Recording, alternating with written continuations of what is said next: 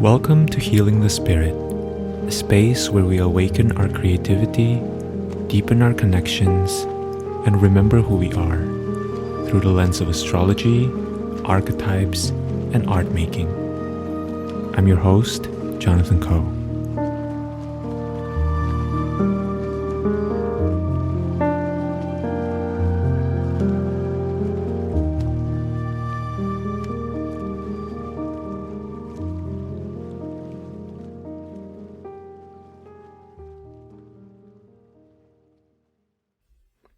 Hello everyone, welcome to Healing the Spirit, and welcome to this episode. I'm going to be sharing with you some of my contemplations for the week of October 9th, 2023. But before we jump to the contemplations portion, I want to share that my upcoming container, Eyes on the Edge, is currently open for enrollment.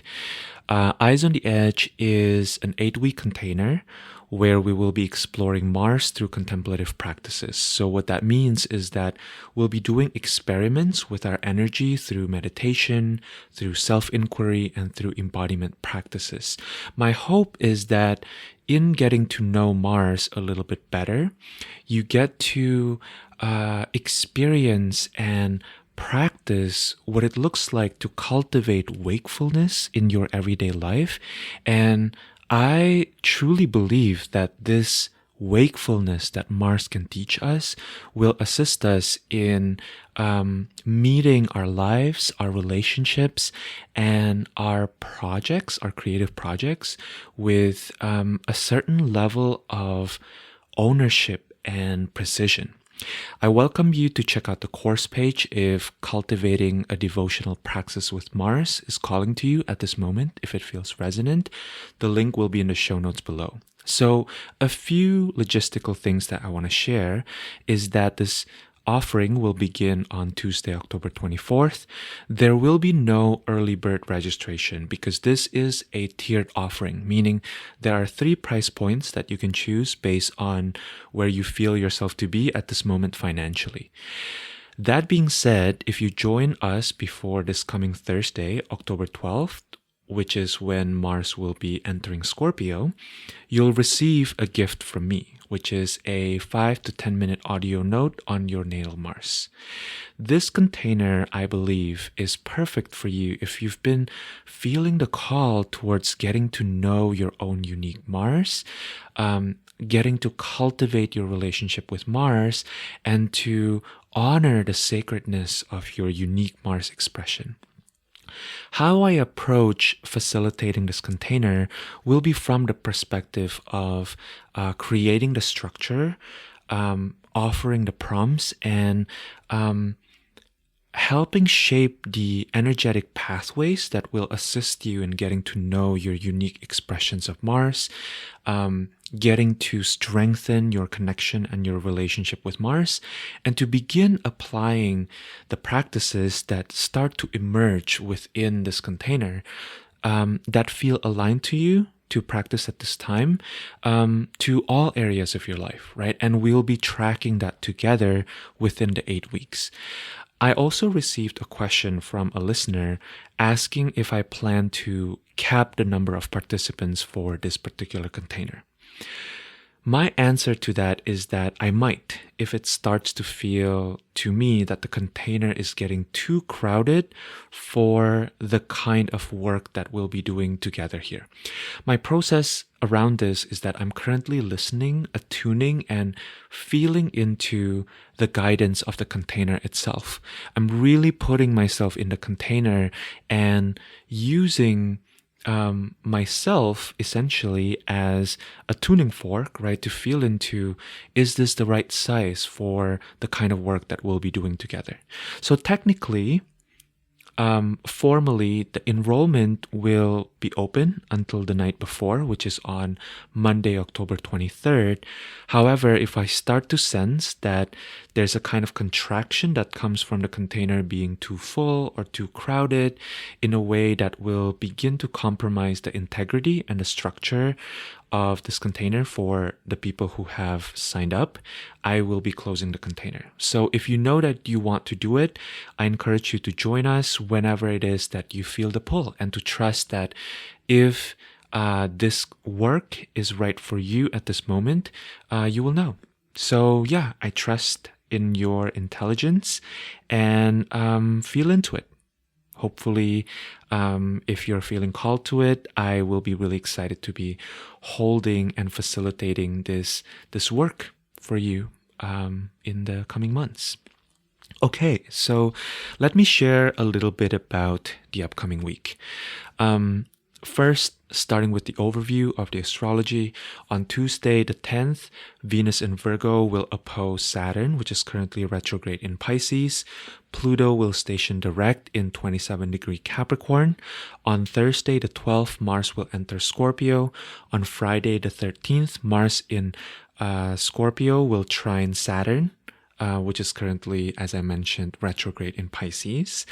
And on Saturday, the 14th, we will have a new moon in Libra. This is an annular solar eclipse. Both the sun and the moon will be in 21-degree Libra. It is within 3 degrees of the south node in Libra, and also co-present with Persephone, Mercury, and Pallas in Libra, right?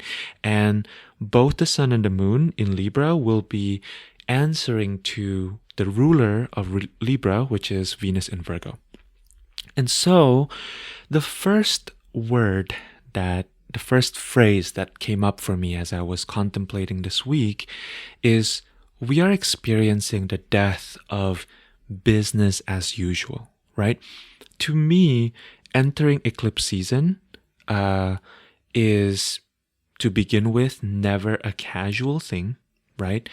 At the same time, I also don't think that this is a time to be fearful of. And in fact, because eclipses invite such deep transformations, this is a time to consciously relax into some of these changes, right?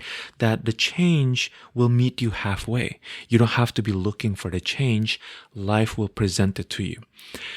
This is also a time to be really focusing on radical self-honesty. And as I mentioned in the title of this particular episode, honesty is a creative act, right? What do I mean by that?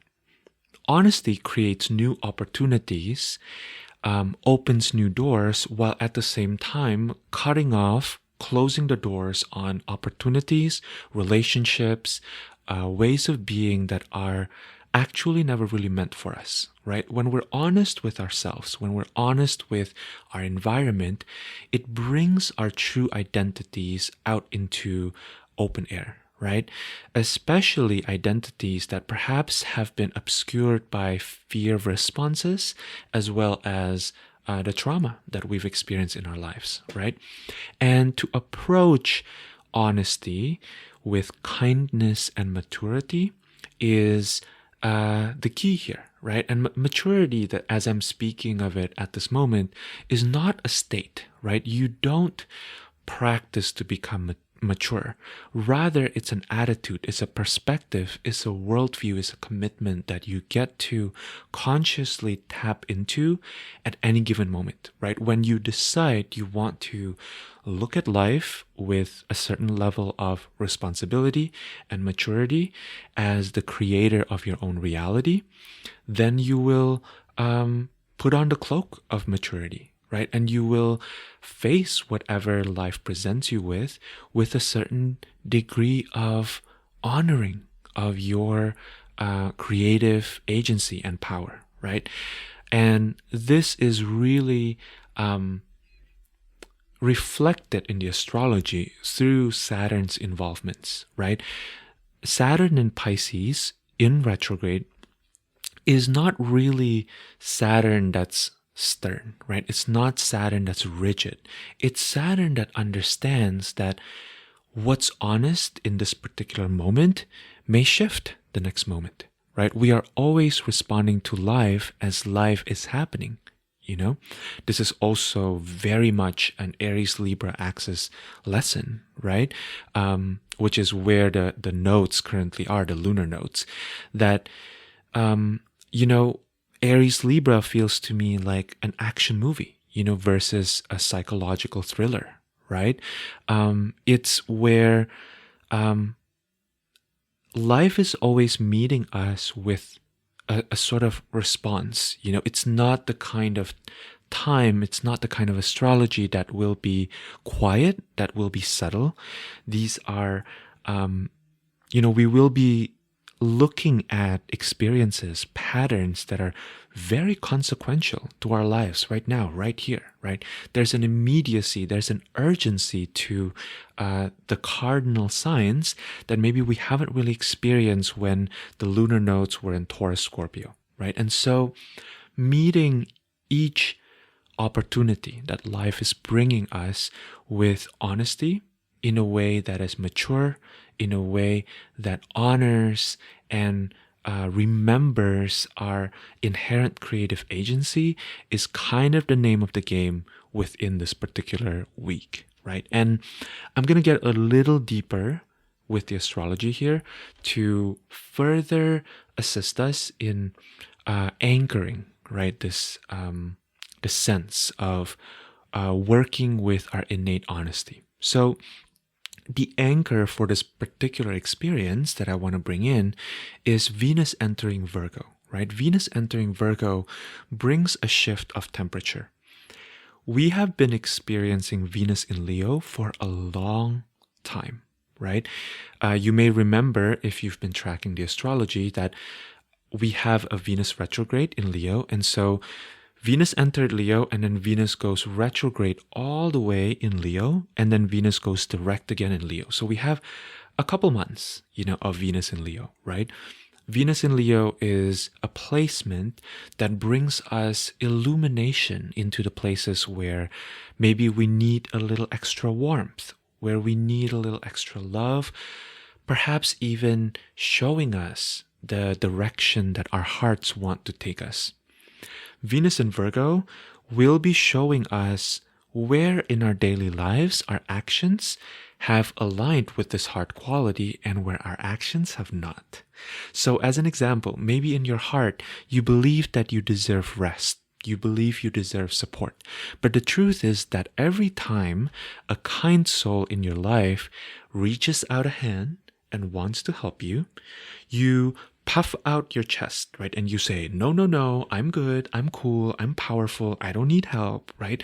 Venus in Virgo can really show you these patterns, right? That's an incongruence, Venus in Virgo is not afraid of showing you where you are being incongruent between your values, between what your heart desires and your actions. And Venus in Virgo will also show you in a very real, tangible way the cost of the incongruence, right? As well as the alternative path. I think this is where Virgo can bring in clarity as well as compassion, because Virgo is not just showing you like, hey, baby doll, this is where you've been paying the price for not aligning your actions with your values, right? But Venus in Virgo is also showing you that, hey, actually, you don't have to stay with this pattern, right? There is an opportunity for you to begin shifting into a new pattern, even though that shift may be a little uncomfortable. So as I mentioned, Venus has been in Leo for some time, including the retrograde this past summer. Venus in Leo can be quite dramatic, right? If you are anything like me, you've probably experienced the drama of that Venus in Leo. And also, this is Venus that's guided by the sun, right? Venus in Leo assists in the process of warming, of thawing the places where perhaps we've been a little desensitized, or perhaps we've been a little bit hesitant to bring things into the light, right? Because maybe we're afraid that bringing things to light will hurt too much, right? There's a waking up to aliveness that Venus in Leo brings. There may also have been profound illumination, profound flowering during Venus in Leo. Venus being in Leo for such a long time feels to me like experiencing one of those summers that we thought would never end. Personally, I experienced this where I live in New York City this past summer. It felt like, wow, this is a very long summer. But also it's reminding me of how when I was a child, we didn't have iPhones, right? Because I'm old. And I remember I used to spend summer holidays reading novels. I grew up in Indonesia, and English is my second language. So in during the summer breaks when school is not in session, I would use the summer as an opportunity to be reading novel after novel. Like I would just devour them, even though I didn't maybe fully understand everything I was reading. Doesn't even matter if the novel was good, but I would just continue reading one novel after another. And the summers would feel so long, right? Because I would just be staring at these pages with words, and it doesn't even have a light. Like, you know how like nowadays we read on our phones and there's kind of the dopamine hit that we get from the light, of our phones, right? The blue lights. But I didn't have that when I was a child, right? And the summers would feel like they just drag on and on and on. In the middle of the day, I would fall asleep, right? And I would bury my face in the novel, and then I would wake up and continue reading wherever my eyes took me. These summers really felt like they last forever. And because of the slowness of that pace, right? Because of kind of this constant warmth that is melting your brain, it always feels like such a rude awakening when these summers suddenly end. Suddenly I have to go back to school. Suddenly I have to wake up at a certain time. Suddenly there's a curriculum. Suddenly I have to follow a timetable. I can only eat during breaks. I have to turn in my papers, right? It's such a shift. And so that's the kind of vibe I'm feeling with regards to the shift that happened last week, actually on Sunday, when Venus moved into Virgo, right? Venus in Virgo is also playing a very important role in this particular astrology. As I mentioned, we are entering eclipse season, right? The upcoming new moon this Saturday, as well as the full moon that will follow it, which is on October 28th, will be eclipses. Eclipses are, again, perfect opportunities to be releasing things, to be shifting into different timelines.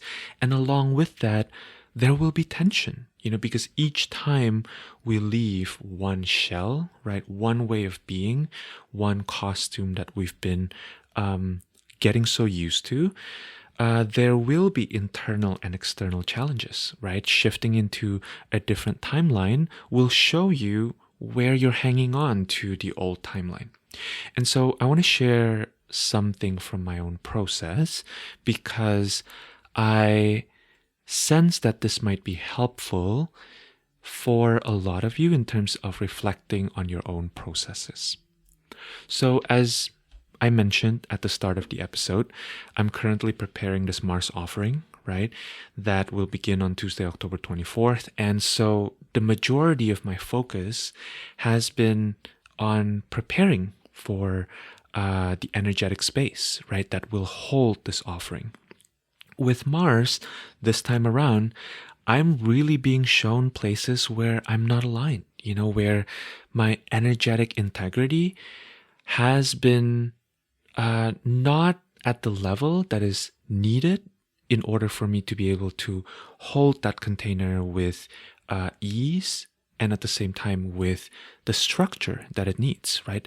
The places where maybe I don't take full responsibility of my own experiences, the places where I've been unnecessarily hard on myself, I've been unkind towards my own inner child, right? My own younger parts of self. And all of this is such martial things because when we are ready to step into working with Mars, right, into cultivating devotional practices with Mars, what tends to happen is that we first get to see the places where we haven't taken Mars seriously. So for example, Mars has shown me the places where I don't hold my boundaries well, right? As an example, maybe a friend that I actually have a deep and secure relationship with suggest an idea for a project, right? And maybe my first response is that this project doesn't really resonate with me. But in an attempt to not hurt this friend, to not be a party pooper, because maybe in the past, I've experienced feeling alienation from groups of friends, right? And I felt the pain of not having a friend, and I haven't fully looked at this, and I haven't fully taken responsibility for this particular experience, and I haven't fully tended to it.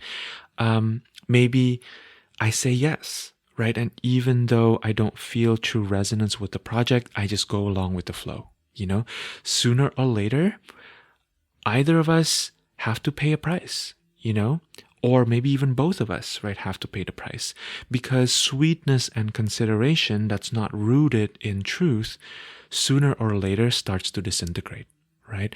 Discordant energies that are not pointed out, that are not dealt with, that are not tended to, always impacts the energetic space, right? It may be subtle. It may be the case that not everyone involved will feel this, but it's going to exist somewhere in that space, right? So specifically, Mars trining Saturn during this particular week, to me, is going to really show us where Mars can support Saturn, right? Mars relates to our impulses. Mars relates to our active installment of boundaries, right? Mars, I always think of that old adage of the best defense is offense, as being applicable and true for Mars.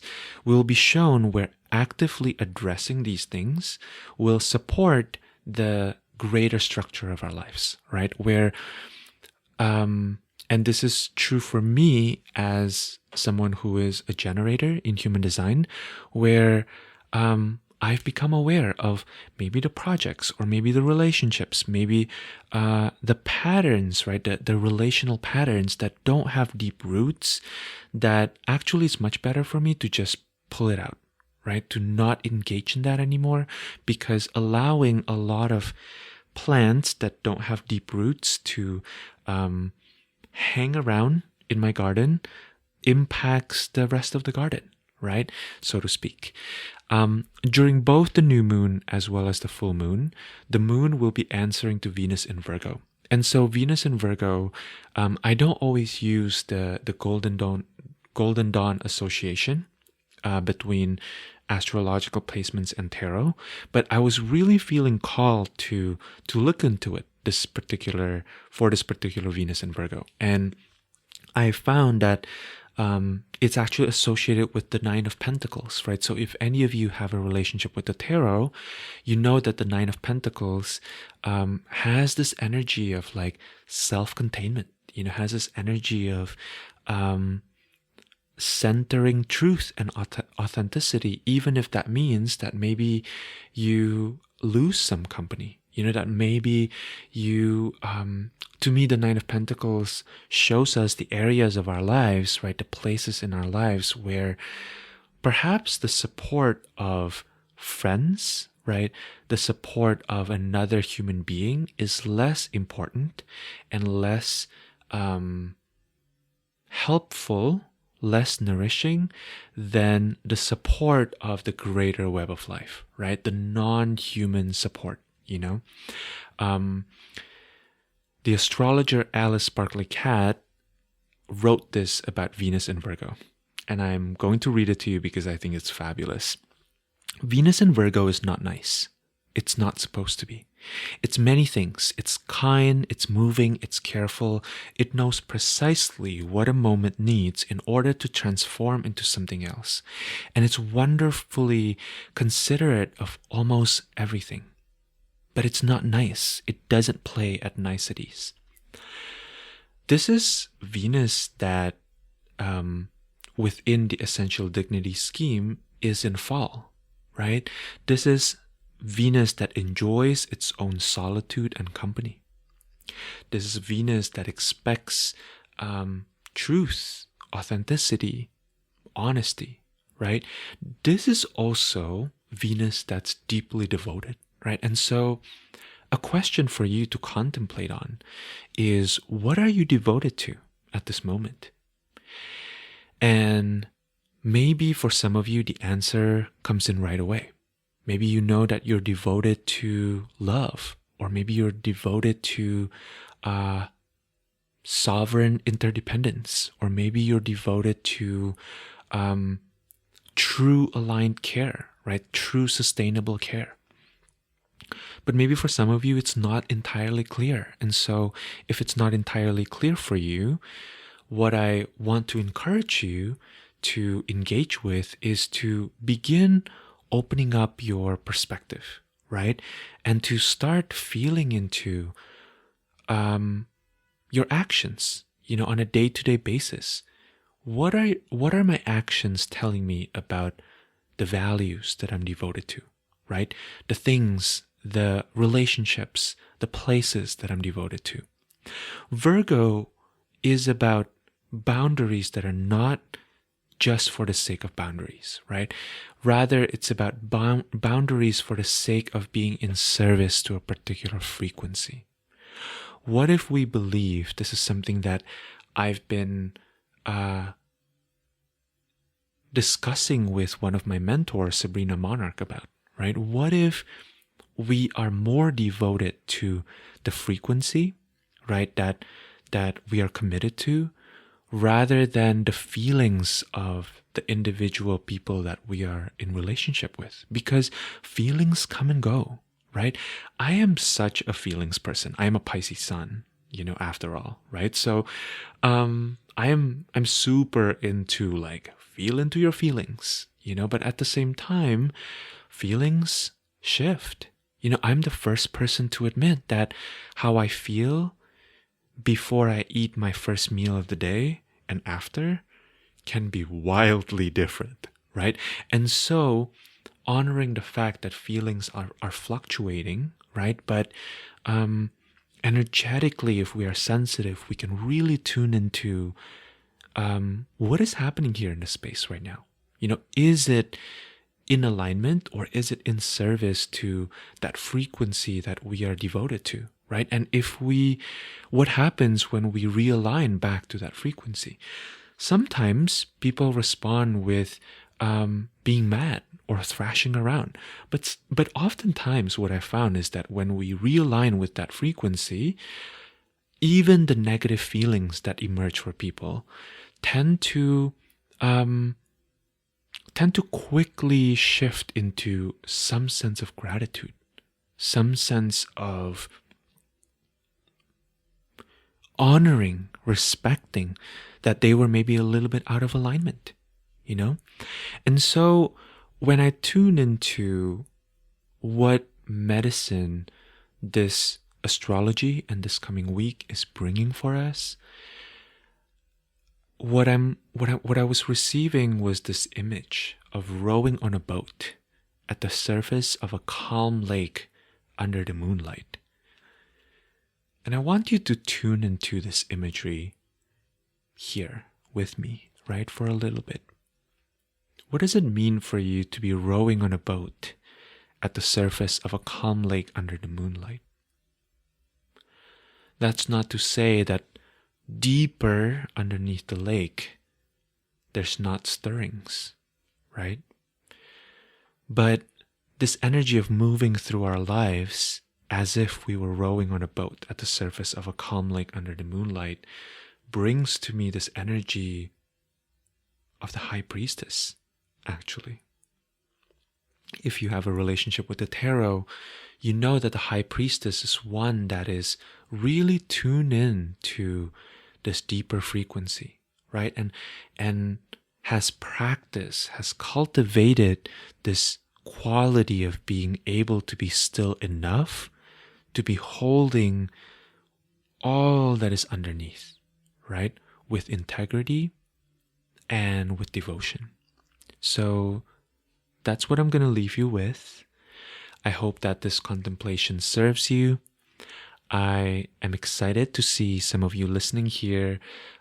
If you have joined us for Eyes on the Edge, if you are feeling called, if you have any questions, feel free to reach out to me. All of my contact information is below, and I'd love to hear from you. And as always, if this contemplation has been serving you, I would love to receive your support in getting the word out there. So if you have 4 to 5 sentences to share, I would love to receive your review on your podcast platform. Or specifically, I love receiving reviews on Apple Podcasts, but Spotify also has a comment section, and you can help me get this episode out there by either sharing directly with your communities or sharing that review. All right, thank you so much for being here. I look forward to sharing this energetic asynchronous space with you whenever it is that you tune into this podcast again. Thank you so much, and I am sending you lots and lots of love. Thank you.